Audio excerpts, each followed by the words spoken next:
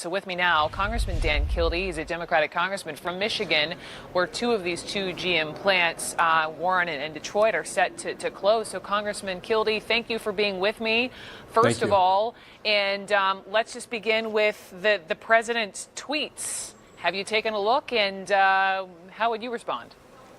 Well, I just saw that, and it doesn't make any sense. This is no coordinated policy on his part. What it looks like to me is that the president has been made a fool of by his own words, and now he's trying to hit back. He's trying to divert attention back to General Motors by, again, threatening them with something that would cause the loss of additional jobs. It just doesn't make sense. And I guess to me, this is really symbolic of the Trump economy. The Trump economy does not work for the American worker. It works for stockholders and people at the top. And he promised actually on October 31st, 2016, he was in Warren, Michigan, and he promised that no plants would close. He essentially made a guarantee.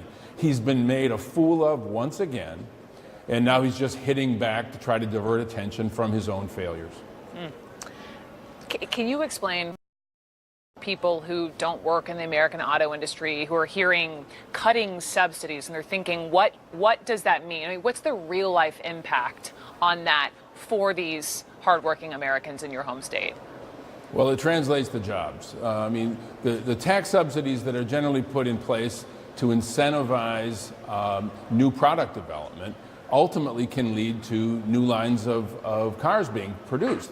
That means jobs for Americans. So the idea that the president would cut those, look, I get it. I understand it. I'm frustrated too. I'm not happy with General Motors. But President Trump can't have it both ways. He can't run for election on the absolute promise that he's bringing these jobs back and the specific promise to the people of Warren, Michigan, that they would not lose their factory. And then when they do lose their factory, when those Americans do lose their jobs after having made sacrifices to keep that company open, he tries to divert attention and take the attention away from his failure to keep his promise. It was a promise that nobody believed he could keep anyway. Do you think that will work with your constituents? Do you think that will work with your constituents, many of whom voted for him? I mean, there hadn't been Republicans hadn't gone hit that way since 1988 for a president. Will they believe what you're saying? I don't think they care about what we say. I think what they care about is what happens to them in their own lives. And this is why the president needs to stop tweeting about this. He needs to stop bloviating about the promises that he's going to make. And he actually needs to roll up his sleeves and get to work on policy that actually helps American workers. So far, he has not done this. This Trump economy rewards people at the top, and it leaves auto workers looking for a job after 20 or 25 years, after having sacrificed to keep that company open, to see their jobs taken away. Just proves that this president is not what he says he is. We saw that. Hopefully this opens the eyes to the American people. But beyond that, they don't care about that. The workers back home want to see us roll up our sleeves and get to work and actually create an economy that works for everybody. Listen, I have reported from the assembly lines at one of those plants in Warren, Michigan. I have spoken with these good folks who you're referring to, and I hear you talking about the president's promises and putting blame on the president, who's been made to look a fool. But when you talk about the future of cars in America, one of the reasons GM felt that this move was necessary was they make a lot of sedans.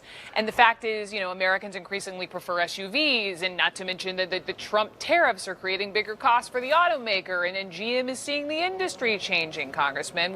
Why aren't they allowed to adapt? They should be allowed to adapt. My message to GM is build those cars here. Build those trucks here. If the industry is changing, if the products that Americans want to purchase or that the rest of the world wants to purchase, if that product is changing, build them in the country that rescued the American auto industry. Build them in the country that made sure that the industry and that company specifically stayed alive at its moment of greatest need. I don't remember the Mexican government or the Chinese government stepping up when the American auto industry was flat on its back. The American workers, and specifically those auto workers, made sacrifices. They gave up wages. They gave up benefits. Many of them gave up retirements in order to preserve that company And now we see when they want to change the distribution of their manufacturing, the choice being to move away from American manufacturing. I understand changing product lines. I'm from Flint, Michigan. We've been able to adapt over the years. We can do that. The American worker can build anything. Just give them a chance.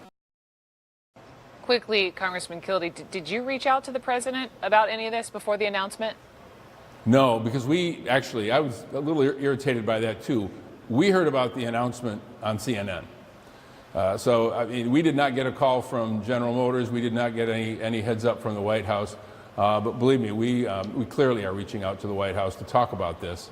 Did you reach out at all? I mean, that's unfortunate you heard about it from us, but have you reached out at all since, or even Mary Barra? Any Yes. conversations? Because separately, we heard from Larry Kudlow a bit ago, and he was saying that he had a conversation with Mary yesterday, and that he said workers may be able to transfer to other plants, and he mentioned Michigan. Well, but here's the problem. When you reduce the overall workforce and workers have to travel to another state to keep their job, other workers are still being displaced. So, I think this is often the way it's explained away, is that nobody's going to lose their job because they'll have the opportunity to transfer to a place where they don't know anyone, where they have no family, where they have no roots.